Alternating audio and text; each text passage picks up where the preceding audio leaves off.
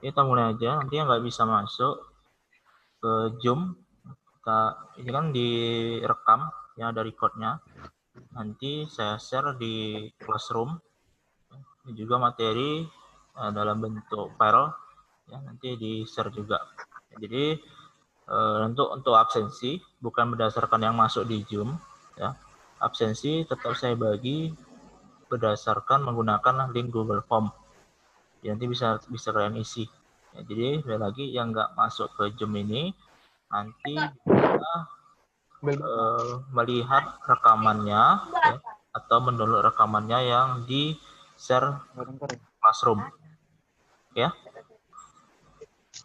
udah siang. Saya juga ada webinar lain juga, nanti ada training jam 11:30. Ya, jadi kita mulai aja untuk sesi kita hari ini. Ya, sebelumnya assalamualaikum warahmatullahi wabarakatuh. Waalaikumsalam warahmatullahi wabarakatuh. Oke, Waalaikumsalam. Ya, kembali lagi kita berjumpa ya. Mungkin kalau yang mata kuliah ada ikut sama saya dengan mata kuliah keamanan jaringan, ada beberapa orang kemarin, ada 5 nggak salah ya. 5 itu udah jumpa. Iya Pak, 5 orang kami Pak. Orang ya. Kelas ini selalu yang paling sedikit ini. Kemarin waktu komunikasi antar jaringan berapa kemarin ya? 4 ya? 4 atau 3 kemarin. Ini kan tinggal 5 gitu. Kelas ini banyak yang ngambil naik semester atas nih kayaknya. Iya Pak. Ada yang mau ngambil apa? Langsung skripsi semester ini? Belum bisa Pak, anak SI. Belum bisa. Belum bisa Pak, SI yang udah. Yang bisa Pak. Oh iya. Iya Pak. Kemarin dengar juga si Ali katanya mau masuk juga katanya. Si Ali atau siapa aja kemarin SK ada berapa. Nah, tunggu aja sih proses perkembangan selanjutnya. Mudah-mudahan bisa kan. Jadi kalian bisa lebih cepat nanti. Oke. Untuk hari ini kita nyambung materi kita yang minggu lalu ya tentang sistem waktu nyata. Kalau kemarin tuh tentang dasar sedikit. Penjelasan dasar konsep awal dari sistem waktu nyata. Jadi pada hari ini kita akan membahas, atau saya akan menyampaikan tentang pengelompokan dari sistem waktu nyata. Ya, sebelumnya suara saya jelas? Bisa didengar kan jelas? Dengar Pak. Pak, jelas, dengar Pak. Ya. Jelas Pak, jelas Pak. Oke, jadi pada hari ini kita akan membahas tentang pengelompokan dari sistem waktu nyata. Nah, nanti akan saya tampilkan beberapa contoh implementasi dari sistem waktu nyata dalam bentuk website ataupun dalam bentuk sistem yang dia sifatnya sudah online. Ya, ada nanti tentang sistem penerbangan dan juga tentang monitoring iklim ataupun suhu ya. Nah, jadi ini saya izin untuk share screen ya untuk materi kita.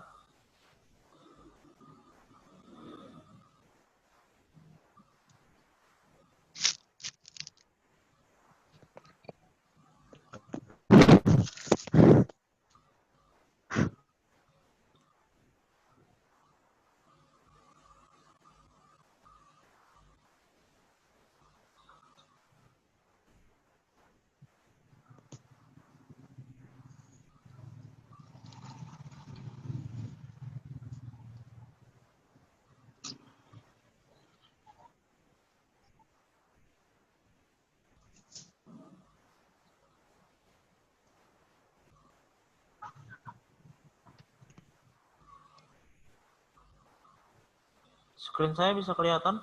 Materinya kelihatan nggak? Kelihatan, Pak. Kelihatan ya? Kelihatan, Pak. Kelihatan. Oke, bentar.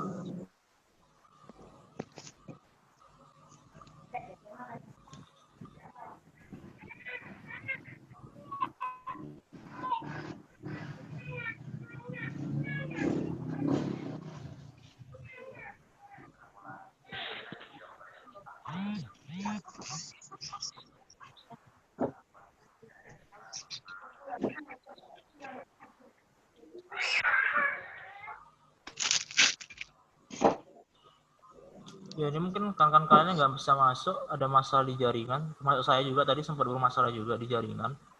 Saya nggak tahu juga kenapa ini beberapa hari ini jaringan khususnya yang Telkom, yaitu Telkomsel ataupun yang IndiHome juga udah sedikit penurunan dari segi kecepatan. Ya, ini juga saya pakai langsung dari koneksi dari handphone. Ya, saya tethering. Cuman agak sedikit kurang stabil juga sih sebetulnya. Jadi mungkin nggak masalah sih. Nanti saya katakan tadi yang nggak ikut nanti materinya udah kita record, udah kita rekam. Oke, kembali ke materi. Nah, jadi untuk hari ini kita akan membahas tentang pengelompokan dari sistem waktu nyata. Ya, jadi pada materi ini akan saya jelaskan beberapa pengelompokan dari sistem waktu nyata, karakteristiknya, kemudian nanti beserta dengan contoh sedikit gambaran contoh dari sistem waktu nyata itu seperti apa implementasinya. Nah, pengelompokan dari sistem waktu nyata berdasarkan beberapa sudut pandang. Yang pertama di sini adalah aplikasi BAT ya. Jadi aplikasi BAT ini ya pengelompokan berdasarkan sudut pandang. Yang pertama adalah aplikasi BAT. Jadi aplikasi BAT ini adalah aplikasi awal-awal dulu pada Windows. Jadi kalau kalian kenal yang namanya sistem DOS ya pada Windows ya. Nah, jadi aplikasi ini dijalankan berdasarkan menggunakan command prompt ya dengan menggunakan script yang namanya DOS ya, disk operating system. Itu pada awal-awal kemunculan dari sistem operasi Windows. Kemudian pengelompokan berdasarkan sudut pandang yang kedua itu ada namanya aplikasi transaksi. Ya, jadi pada aplikasi ini membutuhkan waktu yang tepat, misalnya untuk proses pengambilan uang tunai pada ATM. Ya, sistem ini akan menerima seluruh input saat memulai dan akan mengirimkan semua inputannya saat berakhir. Ya, tidak ada penundaan pengiriman. Ya, jadi untuk aplikasi transaksi itu dicontohkan adalah aplikasi ataupun implementasi pada ATM. Nah, ATM sebagaimana yang kita ketahui fungsinya adalah untuk melakukan transaksi keuangan, baik itu untuk kita melakukan yang namanya pengecekan dari saldo, kemudian pengambilan uang, kemudian transfer, pembayaran dan lain sebagainya. Nah, itu adalah pengelompokan yang kedua. Ya, jadi ATM itu adalah salah satu contoh juga dari sistem waktu nyata.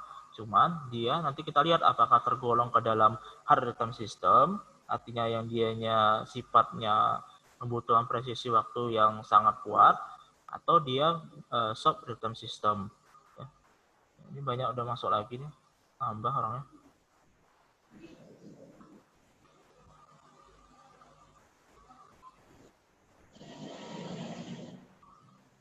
Ya. Kemudian tadi pengelompokan sudut pandang dua yang pertama ya, berdasarkan proses aplikasi transformasi. Kemudian untuk sudut pandang yang kedua, berdasarkan aplikasi reaktif, ya, dibedakan menjadi dua juga. Ya. Di sini yang pertama adalah aplikasi interaktif. Nah, aplikasi interaktif hampir sama seperti aplikasi pada mode transaksi tadi. Ya, jadi jenis aplikasi interaktif biasanya berupa soft real-time system, ya, dengan batasan waktu yang disesuaikan dengan keterbatasan manusia sebagai penggunanya. Contoh dari sistem ini adalah operating system, ya, browser untuk kita mengakses internet, GUI atau graphic user interface, kemudian mesin ATM. Nah, di sini kita ambil contoh mesin ATM. Ya, kenapa dikatakan dia sebagai soft real-time system? Nah, sedikit saya ulang, soft real-time system itu adalah suatu sistem waktu nyata di mana untuk toleransi waktunya, ya, tidak terlalu ketat. Artinya apa? Apabila suatu sistem di dalam prosesnya, ketika terjadi suatu input, kemudian sampai terjadi output, dia mengalami keterlambatan. Artinya misalnya dari input sampai output harusnya itu hanya memakan waktu misalnya 0,5 detik.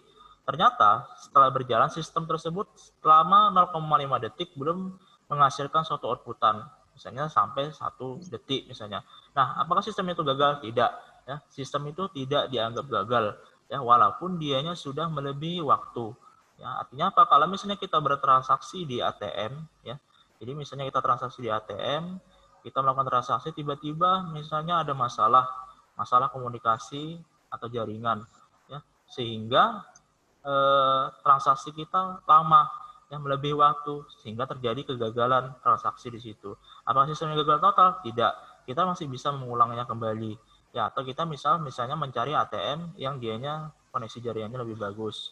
Ya, atau mungkin kita ulang lagi prosesnya, atau kita jeda, misalnya kita tunggu 1 jam lagi. Nah, jadi sistem itu nggak akan gagal total. Nah, kita lihat untuk yang kedua, aplikasi kontrol real time. Ya, aplikasinya tidak bisa dikatakan interaktif karena pewaktuannya bersifat pasti, atau biasa juga disebut sebagai hard real time system. Nah, pada hard real time system, yang kebalikan dari yang namanya soft real time system. Nah, kalau pada soft real time system, itu tadi sistem pewaktuannya masih ada toleransi. Artinya, kalau misalnya melebihi, masih bisa diulang, masih bisa terjadi proses kembali. Nah, kalau yang hard real time system, itu presisi waktunya sangat ketat. Ya, jadi bisa kalian lihat di sini, ya, pewaktuannya bersifat pasti, ya, berhubungan dengan peralatan eksternal dan waktu tenggat atau deadline. Sistem ini akan menerima input dan menghasilkan outputnya pada saat proses eksekusi. Jadi kalau yang hard real time ini, ya, deadline waktunya itu jelas. Jadi apabila misalnya proses tersebut atau hasilnya melebihi dari batas waktu yang telah ditentukan, ya, maka akibatnya itu sangat besar. Nah, contohkan misalnya sistem airbag pada mobil. Ya. Sama ketahui sistem tersebut atau perangkat tersebut yang berfungsi untuk melindungi si pengemudi, ya, apabila misalnya terjadi suatu insiden kecelakaan. Nah, nanti ketika misalnya terjadi suatu tumbukan atau misalnya benturan di kendaraannya, secara otomatis airbag-nya akan keluar, ya, dengan rentang waktu tertentu yang sudah dikonfigurasi sebelumnya. Nah, apabila misalnya terjadi keterlambatan atau delay, misalnya seharusnya airbag itu muncul, ya, 0,001 detik ketika telah terjadi tabrakan atau tubukan. Nah, ternyata terjadi keterlambatan misalnya sampai 0,1 detik misalnya. Nah, dengan hanya rentang waktu 0,1 detik pasti akan berakibat yang namanya kefatalan, ya. Telat sedikit aja, ya, seharusnya bisa terselamatkan si penumpang dari benturan, ya. Karena terjadi keterlambatan maka langsung, ya, tidak terselamatkan. Akibatnya apa? Sistem tersebut akan gagal total, ya, dari tujuan awalnya, ya. Tidak bisa diulang, hancur semua, kan, gitu kan. Begitu juga kalau misalnya kita contohkan ke dalam sistem pemutus misalnya arus listrik misalnya, kan, gitu. Ya, jadi sistemnya gimana cara kerjanya? Ya, apabila terjadi suatu beban yang berlebih dalam arus atau misalnya dalam sistem kelistrikan, maka secara otomatis akan yang namanya diputus, ya, atau dimatikan secara otomatis, ya, dengan beban yang berlebih, ya, maka sistem akan memutus secara otomatis. Apabila misalnya terjadi keterlambatan atau sistem tersebut gagal memproses, ya, gagal mengeksekusi perintah yang ada, gagal membaca inputan yang ada, ya, maka akan berakibat yang namanya terjadi suatu insiden tertentu, misalnya meledak, ya, kebakaran, ya, kebakaran dan lain sebagainya. Nah, itu dianya kalau hard real-time system.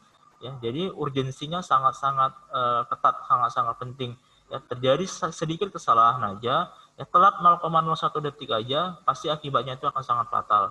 Dan bisa kemungkinan besar itu sistemnya akan hancur total dan tidak bisa diulang kembali. Berbeda tadi dengan ATM, berbeda nanti dengan browser ya.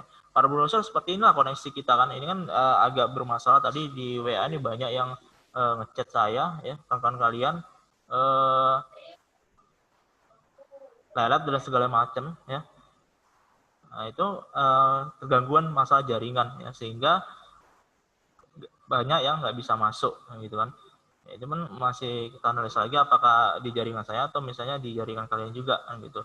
Nah, jadi ada keterlambatan proses di situ. Ya, ketika kita misalnya ini conference, misalnya jaringannya juga bermasalah, pasti mendengarkan suara saya juga misalnya nggak jelas kan gitu, putus-putus. Kemudian videonya juga nggak jelas, putus-putus gitu kan. Biasanya paling nampak adalah suara, ya, suaranya nggak lancar, ya, tersendat-sendat. Nah, itu adalah salah satu ya ciri dari yang namanya sistem waktu nyata. Ini kan bisa kalian lihat di contohnya tadi kan, untuk aplikasi interaktif, ya, sistem waktu nyata ada contohnya browser. Browser ini berkaitan dengan koneksi internet, bisa video conference seperti ini, ataupun misalnya kalau kalian video callan, pasti sering terjadi yang namanya gangguan ya, untuk masalah terlambatan prosesnya, ya, seperti itu. Kemudian kita lihat dari segi dependensi, ya. Ini kemarin sudah saya sampaikan ya, untuk definisi sistem waktu nyata. Langsung ini kita lihat pada karakteristik, ya, karakteristik dari sistem waktu nyata. Ya, dari beberapa pembahasan dapat dirangkumkan beberapa karakteristik dari sistem waktu nyata ya, terbagi ke dalam beberapa item. Yang pertama adalah persyaratan waktu ya, atau timing requirement. Ya, jadi identik dari sistem waktu nyata ini adalah pada pewaktuan, eksekusi, proses, dan juga nanti ada namanya penjadwalan manajemen proses. Mana proses yang harus dieksekusi terlebih dahulu, mana proses yang bisa dikerjakan secara bersamaan. Jadi nanti ada istilahnya multitasking, ya, multi processing, multi programming, dan lain sebagainya. Ya. Itu karakteristik yang pertama. Kemudian yang kedua, harus terprediksi dan deterministik. Ya. Jadi harus terprediksi itu gimana maksudnya? Ya, jadi sistem tersebut harus bisa kita prediksi terlebih dahulu. Misal apabila misalnya terjadi suatu keterlambatan, apabila misalnya prosesnya mengalami delay berapa waktu, nah apa yang akan terjadi? Hasilnya gimana nanti? Apakah misalnya berakibat seperti apa? Ya. Kemudian presisi perhitungan waktu beban dan lain sebagainya itu juga harus diperhitungkan nantinya. Kemudian yang ketiga itu ada namanya waktu respon. Respon ketika terjadinya inputan, respon di antrian untuk pemrosesan, kemudian waktu respon sampai nanti terjadinya output. Nah, itu nanti akan diperhatikan. Nanti bisa kita lihat ketika kita membahas yang namanya penjadwalan waktu nyata, atau nanti ketika kita membahas tentang algoritma penjadwalan. Nanti ada waktu respon di situ. Ya, berapa lama proses tersebut dalam antrian? Ya, berapa lama sistem akan merespon antrian yang ada? Berapa lama waktu respon yang dibutuhkan sampai misalnya terjadi suatu output dan lain sebagainya? Ya. Oke, bentar saya cek chat dulu. Ini ada banyak yang ngechat.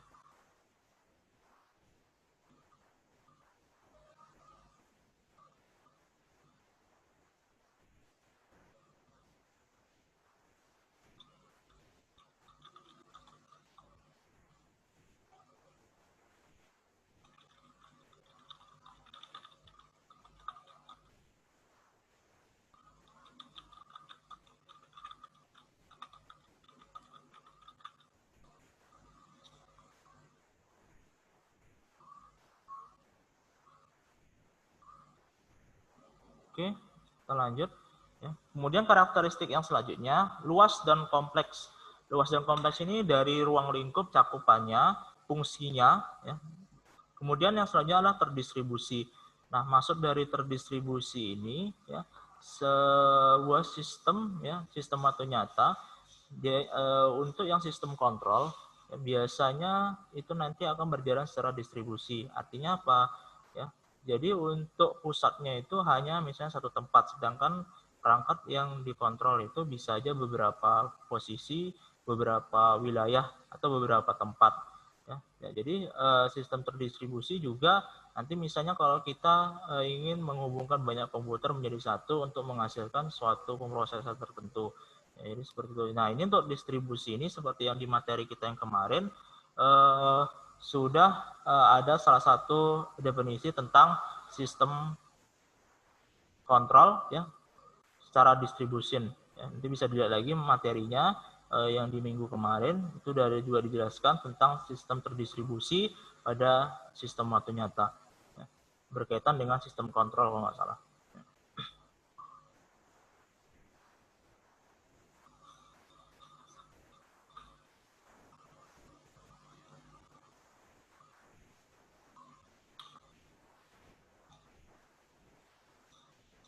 Kemudian karakteristik yang selanjutnya ya. Karakteristik yang selanjutnya adalah interaksi yang kuat dengan hardware. Jadi software, program ya lekat harus sinkronisasi yang kuat dengan yang namanya hardware. Kemudian yang selanjutnya adalah safety critical ya, waktu kritis ya. Nah, jadi ketika ini kembali lagi berkaitan dengan deadline sih ya. Safety critical berkaitan juga dengan deadline ya, deadline pada si pemrosesannya nantinya. Kemudian karakteristik selanjutnya adalah eksekusi atau tenggang waktu.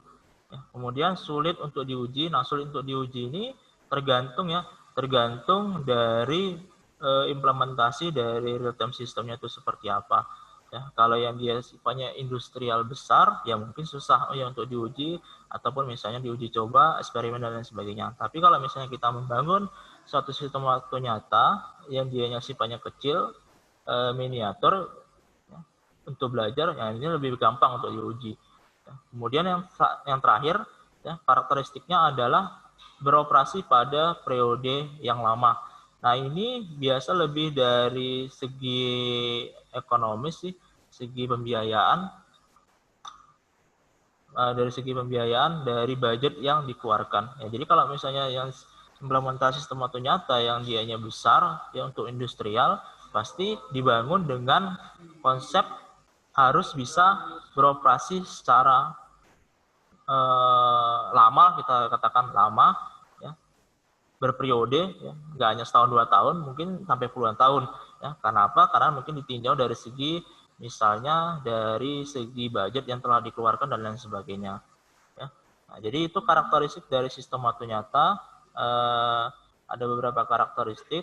Ya. Nah, jadi untuk sedikit sharing tentang contoh dari sistem waktu nyata. Nah, tadi kan banyak beberapa karakteristik harus terprediksi dengan waktu, kemudian ada aplikasi yang interaktif, aplikasi kontrol dan lain sebagainya. Ada hard real time system, ada soft real time system. Nah, di sini akan saya tampilkan beberapa contoh. Nah, jadi kalau misalnya aplikasi yang bisa kita bangun atau perangkat yang bisa kita bangun ya untuk membangun suatu sistem waktu nyata yang tadi kan banyak contoh yang saya katakan yang sifatnya industri. Nah, kalau yang kecil itu gimana gitu kan? Misalnya kita akan membangun suatu sistem, misalnya sistem untuk monitoring suhu ruangan. Nah, suhu ruangannya itu termonitoring, sistemnya itu bagaimana?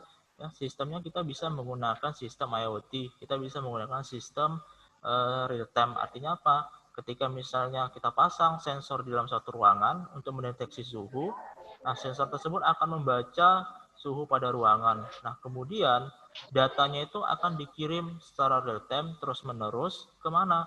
Ke server yang akan kemudian ditampilkan ke website misalnya. Ke website atau misalnya ditampilkan ke dalam bentuk aplikasi Android dan lain sebagainya. Nah, itulah satu contoh.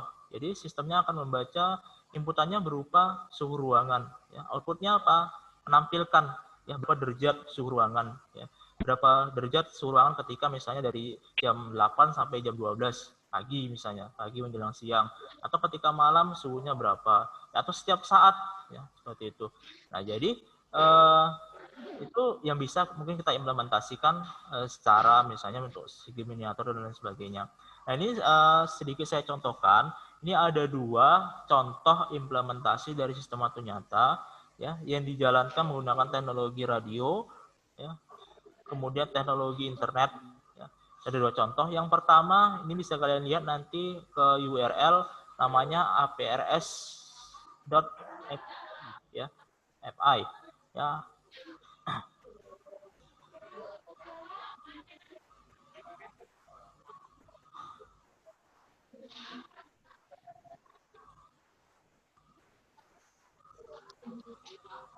Jadi APRS itu apa? Ya, jadi APRS itu adalah Automatic Packet Report System, ya.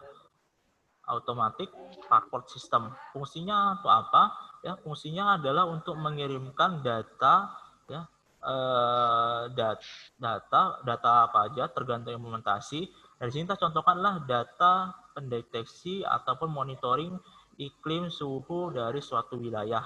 Ya, APRS FI ya. Jadi bisa banyak fungsinya, nanti bisa kalian searching lagi di internet nanti atau kalian cari-cari tentang implementasi dari APRS. Nah, di sini dicontohkan implementasinya adalah untuk memantau kondisi suhu ataupun iklim dari suatu wilayah. Nah, ini kita contohkan adanya di Medan ya. Simbolnya itu adalah WX. Ini kalau saya klik ya. Ini kalau kita klik, ini akan menampilkan data dari Kota Medan dari segi temperatur, ya, kelembapan, tekanan udara, kemudian arah angin dan lain sebagainya. Ini ditampilkan secara real time. Lihat tanggalnya tahunnya 2020, bulan 10, tanggal 13. Waktunya adalah 11.25 sesuai dengan waktu kita saat ini. Jadi dia akan menampilkan data real time, artinya apa? Sistem akan membaca inputan berdasarkan kondisi lingkungan sekitarnya. Ya. Kondisi lingkungan sekitarnya itu jangkauannya berapa? Di sini sekitar 7 mil untuk jangkauannya. Ya, jadi sekitaran jangkauan tersebut akan terpantau oleh si alat ini atau si sensor suhu ini, sehingga nanti datanya itu akan diupload secara real time ke server, kemudian akan ditampilkan ke dalam bentuk web seperti ini. Nah, inilah salah satu contoh implementasi dari yang namanya real time system. Nah, apakah ini tergolong ke hard real time system atau soft real time system? Jadi pertanyaan seperti itu. Nah, kalau ini bisa kita lihat ini adalah tergolong ke dalam soft real time system. Artinya apa? Apabila misalnya terjadi keterlambatan informasi, misalnya ada jeda. Misalnya kalau misalnya jamnya di sini udah jam 11.30, ternyata informasi yang terupload masih jam 11.15. Nah, apakah misalnya sistem gagal total? Tidak, ya, masih bisa diperbarui lagi, ada data update-nya lagi. Apakah berakibat fatal dengan misalnya lingkungan sekitar? Ya tidak, ya, kecuali misalnya pendeteksi suhu ini ataupun misalnya udara ini ataupun kelembapan dan temperatur dan lain sebagainya ini diimplementasikan dalam misalnya tempat tertentu, ya, misalnya dalam reaktor, misalnya dalam mesin pembangkit listrik dan lain sebagainya. Kalau misalnya temperaturnya tinggi bisa mengakibatkan ledakan dan lain sebagainya. Nah, itu tergantung implementasinya. Nah, kalau ini kan hanya memantau kondisi suhu ataupun iklim dari lingkungan sekitar aja sebagai informasi, ya, ataupun nanti sebagai data yang akan diolah untuk misalnya penelitian dan lain sebagainya. Nah, ini salah satu contoh, ya, contoh dari implementasi sistem waktu nyata. Tentunya dalam bentuk APRS.fi, ini adalah untuk monitoring cuaca. Ya, jadi APRS itu adalah Automatic Packet Reporting System. Sistemnya menggunakan komunikasi radio. Ya, sistemnya menggunakan komunikasi radio, kemudian menggunakan yang namanya internet untuk yang namanya mengupload data hasil pengolahannya. Kemudian contoh yang kedua, mungkin di sini kalau anak SK mungkin banyak yang tahu ya.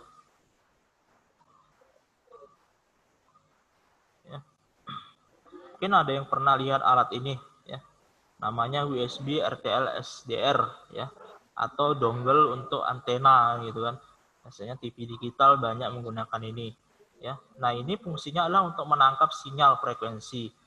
Nah, kenapa saya tunjukkan ini? Karena saya menunjukkan yang namanya contoh dari implementasi sistem waktu nyata dalam bentuk penerbangan. Jadi salah satu contoh implementasi waktu nyata adalah radar, gitu. Mendeteksi, memantau, memonitoring pergerakan dari air traffic ya, atau lajur pesawat terbang yang ada di berbagai tempat gitu. Nah, ini adalah salah satu contoh implementasi. Kalau misalnya yang radar kan yang ada di bandara nggak mungkin kita lihat kan gitu kan. Nah, jadi ini saya carikan dalam bentuk website sederhana ya. Bentuk sederhana. Pak, contohnya emang nggak kelihatan ya, Pak? Nggak kelihatan. Oh, nggak kelihatan. Iya, Pak, nggak kelihatan contohnya. Bentar. Iya, Pak. Bentar ya. Ini saya share.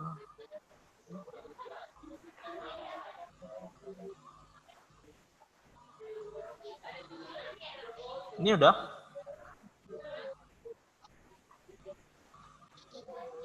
Sudah, Pak. Udah. Sudah. Oke ya, saya ulang lagi. Yang pertama tadi APRS ya, Automatic Sudah, Pak.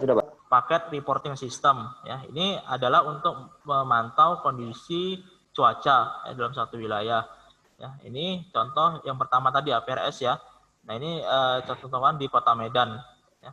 Kota Medan. Nah, ini ada keterlambatan, kita lihat di sini kan 11.25 ya. Kemudian di sini jamnya adalah 11.30. Ya, ada keterlambatan, tapi tadi saya katakan sifatnya adalah soft real-time system. Walaupun dia ada keterlambatan, masih ada toleransi. Nah, ini kita refresh lagi, nah baru dia sesuai. Ya, data real time ini memonitoring ya suhu dari segi temperatur, kelembapan, tekanan udara, arah angin dan lain-lain sebagainya. Ya, ini sistemnya menggunakan sistem radio. Ya, nanti mungkin di pertemuan kita minggu depan, tayang tatap muka langsung, mungkin lebih banyak nanti saya perlihatkan gimana bentuk komunikasinya, layoutnya, topologinya, perangkat-perangkatnya apa aja. Ini hanya sekedar tampilannya aja, tahu nampak sistemnya. Nanti kita beda lagi, contoh-contohnya nanti ketika kita tatap muka di minggu depan. Ya. Iya, Pak. Oke, Pak. Ya. Ntar, ini apa nih? Chatnya.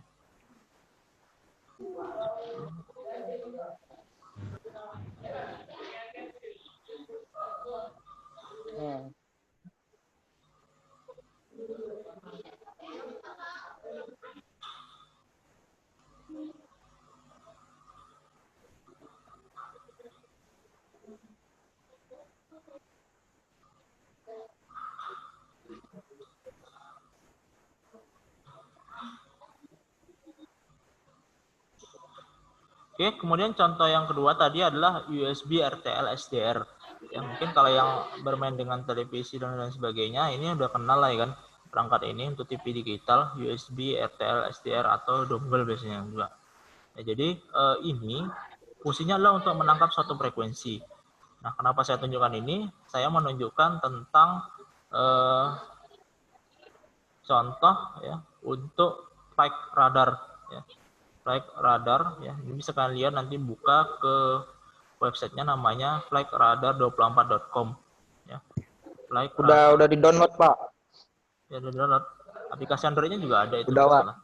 Ya.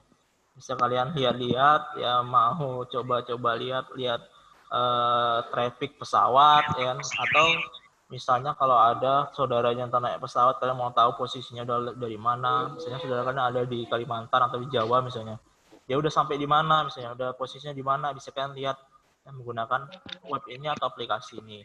Nah, Flight radar, Pak. Ya, flightradar24.com. Nah, alat untuk menangkap frekuensinya tadi ya, RTL, SDR tadi. Ya, itu bisa untuk menangkap frekuensi yang ada di pesawat. Ya, nama perangkatnya kalau misalnya namanya ADSB. Jadi dia memancarkan suatu frekuensi, rentangnya itu antara 2000 sampai 4000 ya. Itu kemampuan dari perangkat tadi, antena tadi. Nah, pesawat memiliki rentang frekuensi di antara itu, makanya bisa ditangkap. Tinggal nanti mengolahnya, gitu. Mengolahnya datanya supaya bisa menjadi bentuk seperti ini. Nah, ini salah satu contoh ya, ya dari implementasi ya, sistem kerja di ATC juga seperti ini, radar pesawat juga seperti ini. Tujuannya adalah untuk mengetahui ya, kondisi titiknya itu di mana. Sama dengan kalau misalnya kita memiliki sepeda motor atau mobil misalnya, atau sepeda kita pasang dengan GPS. Nah, GPS itu akan memancarkan informasi lokasi dari perangkat ataupun sepeda motor ataupun apapun itu yang kita beri perangkat GPS. ya nanti informasinya akan dikirim bisa lewat SMS atau lain sebagainya. Nah, informasi kalau yang ini informasinya ditampilkan dalam bentuk website. Itu aja sih bedanya. Kerjanya sama seperti ketika kita menggunakan GPS tadi. Ya, atau misalnya kalian di handphone kalian ada map ya. Misal di map itu map kan login pakai Gmail. Misalnya di handphone kalian ada login Gmail misalnya adik kalian atau misalnya kakak kalian. Ya, ketika kalian searching atau misalnya kalian cek lini masanya, kalian bisa tahu saudara kalian atau misalnya pemilik email itu sedang berada di mana. Ya, biasanya akan tertampil secara real time juga. Ya. Nanti dia geraknya dari mana ke mana, apakah misalnya masih di posisi tersebut, ya bisa kalian lacak dari situ. Itu kalau kita menggunakan Google Map. Ya. Nah, jadi di handphone kalian juga ada gitu kan. Jadi teknologi di handphone itu ada GPS segala macam, ya fungsinya seperti itu kan, untuk memberi informasi tentang posisi dan lain sebagainya. Nah, jadi kerjanya bersama dengan yang ini. Cuma kalau ini kan implementasinya ke pesawat terbang. Ini kalau misalnya kita klik aja kita bisa tahu ini pesawat apa, ini geraknya dari mana, tujuannya kemana, berapa jumlah penumpangnya, ya, schedule-nya itu gimana. Ya. Nah, jadi bisa kita lihat di sini. Ya. Nah, jadi ini pesawat Malaysia kan tujuannya ke Malaysia gitu kan. Jumlah penumpangnya, ketinggiannya kita bisa lihat semuanya. Nah, inilah contoh sih dari implementasinya yang dianya implementasi yang besar, yang sifatnya global. Ya. Kalau yang kecil-kecil, seperti saya katakan tadi, ya kita bangun misalnya sistem sensor, ya, atau misalnya yang lainnya. Ya. Itu adalah beberapa sih, masih banyak lagi contoh yang bisa kita gali dari sistem waktu nyata itu seperti apa. Ya, jadi intinya yang perlu dipahami adalah sistem waktu nyata adalah suatu sistem yang sistem kerjanya inputannya itu tergantung pada kondisi sekitar ya. Jadi event atau inputannya itu berdasar kondisi sekitar ya. Kemudian prosesnya ya, sampai nanti terjadi suatu output itu dibatasi dengan rentang waktu. Jadi ada waktu batasannya atau ada deadline-nya. Nah, dari segi deadline nanti dibagi menjadi dua ya, ada soft real time system, ada hard real time system. Kalau yang soft, presisi waktu atau deadline-nya itu ada, tetapi tidak terlalu ketat. Ketat dalam artian kata, apabila misalnya melebihi dari deadline, dari segi kegagalannya tidak terlalu signifikan. Tetapi kalau yang hard real time system, deadline-nya itu jelas. Deadline-nya jelas, apabila deadline-nya itu tidak terlewati, maka sistem bisa berakibat fatal. Ya, contohnya airbag tadi ya, airbag, kemudian sistem kelistrikan, ya. Kalau yang contoh besarnya sistem pabrik ya, sistem kontrol pada pabrik seperti perangkap PLC dan lain sebagainya. Kemudian sistem radar pesawat terbang, ya, pembangkit listrik, pembangkit tenaga nuklir dan lain sebagainya. Nah, jadi seperti itu ya untuk sistem waktu nyata. Nah, kuliah kita, ya, kita akan membahas nanti banyak sih pembahasannya dari segi elektronikanya juga ada, jaringannya juga ada. Ya, jadi dari programmingnya juga ada nanti real time programming namanya. Ya, kalau yang dianya jaringan ada real time network di bidang monitoring, kemudian di bidang wireless sensor network. Ya, kemudian untuk elektronikanya bidangnya adalah IoT dan juga wireless sensor network. Lebih kepada nanti bagaimana kita mengoptimalisasi sistem pembacaan pada perangkat kita berupa sensor dan bagaimana kita dalam segi programmingnya supaya penjadwalan setiap prosesnya itu ya bisa dikerjakan secara maksimal sehingga perangkat misalnya prosesor ataupun misalnya mikrokontrolernya bisa bekerja secara multitasking ya dan juga multiprocessing nantinya. Nanti teknik pemrogramannya ada disebut sebagai konkurensi, bagaimana setiap program itu bisa dieksekusi secara bersamaan, mana yang bisa bersamaan, mana yang harus terpisah, mana yang dahulu, mana yang belakangan, ya itu nanti akan kita bahas juga. Ya, jadi pembahasannya sebetulnya luas, nanti kita coba rangkum ya dalam beberapa kali pertemuan sampai nanti kita ke UAS. Jadi itu untuk materi kita hari ini. Kalau ada mau tanyakan silahkan ditanyakan, ya bisa lewat chat atau langsung berbicara juga boleh.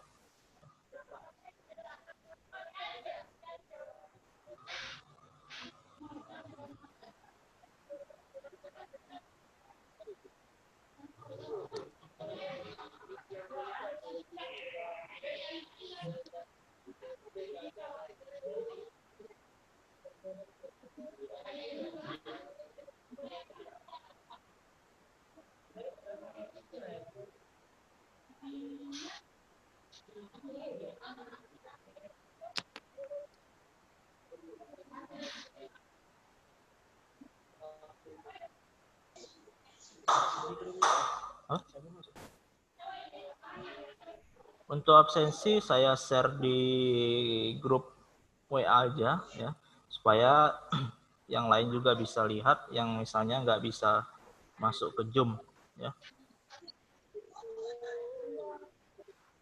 Oke, Pak.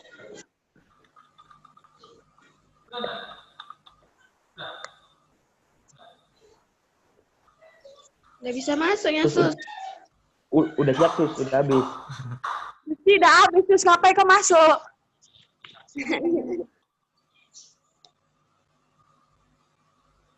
Buka aja ya, Sus. Yang baru masuk nanti lihat aja rekamannya ya, mungkin diulang lagi ya. Iya. Nanti tanya sama Riyandi nanti. Soalnya baru bisa masuk. Rian ditanya sama Rian ditanya. Ya jaringan sepertinya agak bermasalah. Soalnya baru masuk, Ada yang Pak. keluar-keluar, ada yang itu.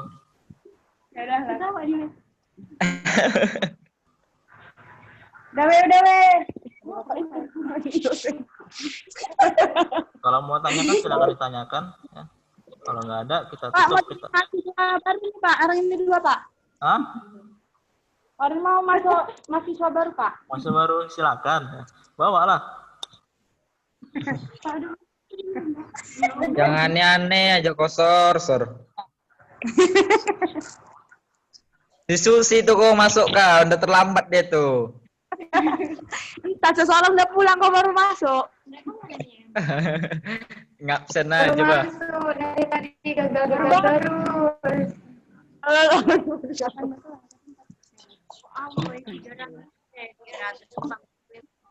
Nanti aku nggak bisa loh. Kayaknya Pak, gimana begini? Bingung, kayaknya banyak. Jadi aku bingung yang mana dosis. Pak, si Randy baru bangun tidur itu, Pak. Ren, udah siap, Ren. Randy baru bangun tidur dia, Pak. Teh, Pak, muka bantal lah dialernya itu. Apa baru dia nggak pandai ganti nama? Nama dia udah ganti loh. Tengok lah itu. Namanya Redmi. Ini nama dia. Ren, mandi dulu kok, Ren. Udah siap, Ren. Udah siap. Bangun tidur. Makanya si foto-foto, Pak. Perkenalkan guys, nama saya. Ini Pak live. Ada itu dosen. Masukkan aku sini. Ya, aku cuma matikan kamera. Perkenalkan yang jilbab. Jilbab apa, Klis?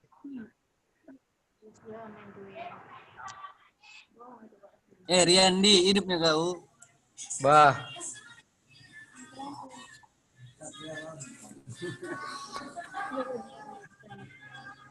Riyandi, hidupnya kau, Riyandi. Udah, Susi, matikan aja Susi. Ngapain kau masuk? Jahat kali, Sor. Oh ya, apa? Tanya dulu si Riyandi, masih hidupnya tuh. Mana Riyandi? Riyandi udah keluar dia. Masih.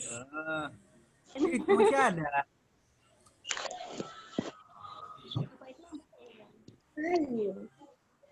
Entah, masuk anak gak pengen marah-marah. Kau tetep. Ya, kau dosen kau. Dosen kau kita harus jual. Gimana lah?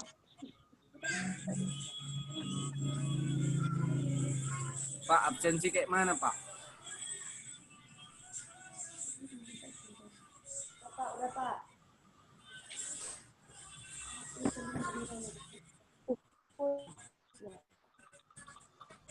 Ganti yang di belakang.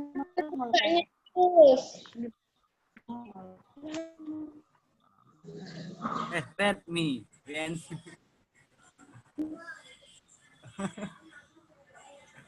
Namanya Redmi, boy. Bukan Randy.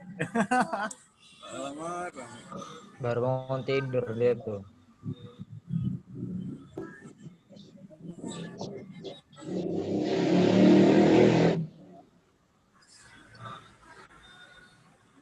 Redmi.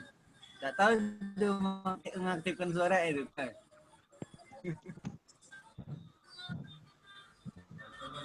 Oke ya. Kalau nggak ada tanyaan kita tutup. karena saya ada jadwal webinar lagi juga, training sih. Oke, Pak. Nah, nanti kita sambung lah di minggu depan. Itu dulu Pak. Ya, nanti Pak. absennya diisi. Nanti setelah saya materinya akan saya share dan upload nanti di Classroom, nanti bisa ganti lagi.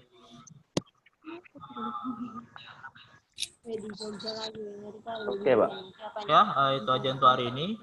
Lebih dan kurang saya mohon maaf. Assalamualaikum warahmatullahi wabarakatuh. Waalaikumsalam. Waalaikumsalam warahmatullahi wabarakatuh. Let me.